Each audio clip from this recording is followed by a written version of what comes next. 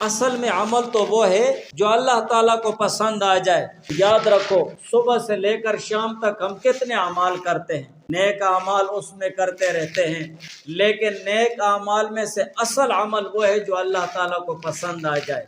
نہ معلوم جو نیک عمل تمہاری نظر میں حقیر ہے اور چھوٹا عمل ہے، آپ اس کو اخلاص کے ساتھ کریں گے، ریاکاری کے بغیر اس عمل کو کرو گے اللہ تعالیٰ کی رضا کے لیے، تو شاید ہو سکتا ہے کہ اللہ تعالیٰ کو تمہارا وہ چھوٹا سا عمل پسند آ جائے اور تمہارے لیے وہ ابدی نجات کا ذریعہ بن جائے۔ اور اسی طرح ہوتا ہے، سینکڑوں واقعات ہیں ایسے احادیث میں کہ ایک چھوٹے سے عمل پر اللہ تعالیٰ نے کرنے والے کی مغفرت فرمائی ہے۔